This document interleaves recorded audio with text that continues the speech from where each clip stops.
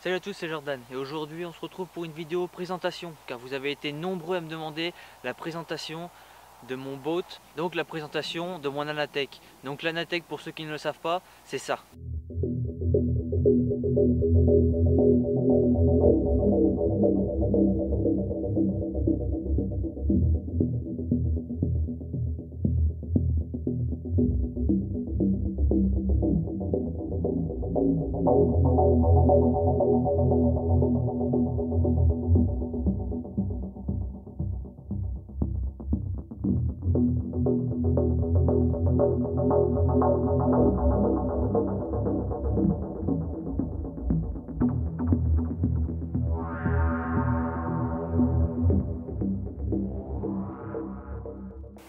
Donc l'Anatech qui se compose donc du bateau, de deux batteries et donc de la télécommande. Donc pour placer ces batteries, c'est pas compliqué. On ouvre donc le capot, on a deux fiches mâles, on vient déconnecter les deux batteries.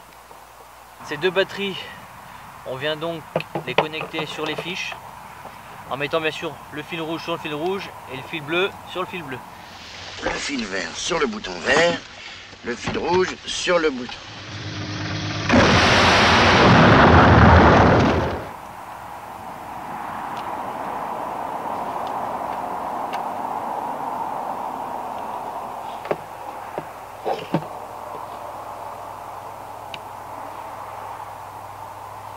Pour ce qui est de l'emplacement des batteries, on a donc des coffres à l'intérieur pour pouvoir donc déposer ces batteries correctement et qu'elles soient bien maintenues. On a une batterie de chaque côté pour équilibrer le bateau. Une fois qu'elles sont en place, on referme donc le couvercle. Une fois que le capot est refermé, on prend donc la télécommande. La télécommande marche à pile. On a plusieurs piles qui se mettent donc ici. La télécommande, toujours l'allumer avant, car sinon le bateau croit que la télécommande n'a plus de batterie et trace tout droit. Donc chose à faire très attention lorsque vous êtes sur l'eau et que votre télécommande se coupe, votre bateau va partir. Donc croisez les doigts pour qu'il soit dans la bonne direction et qu'il revienne sur vous.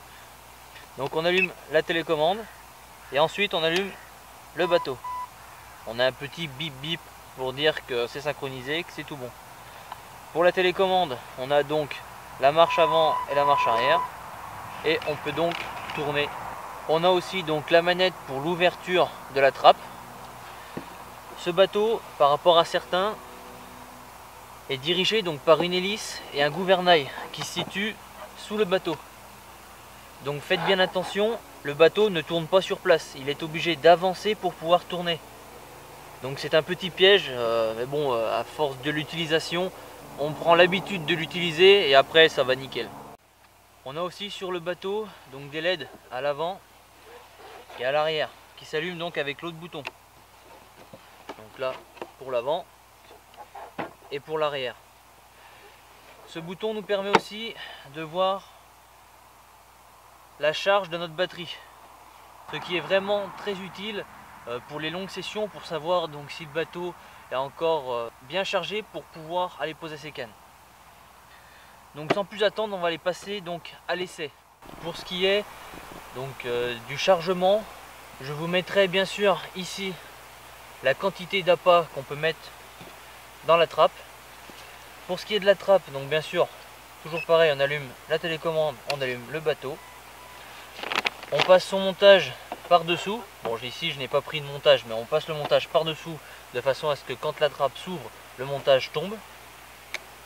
Et donc pour la fermeture, on remonte la trappe, on tourne la petite molette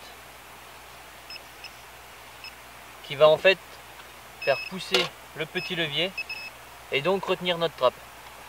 Ensuite il nous suffit donc de mettre des appâts dedans.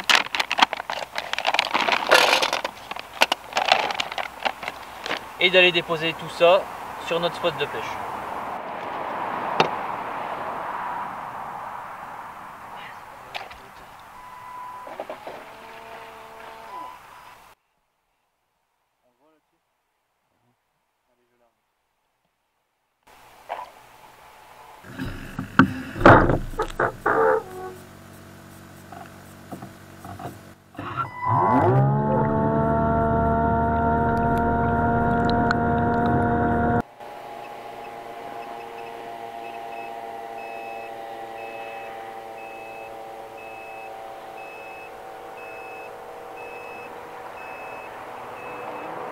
Ok, donc me voici chez moi.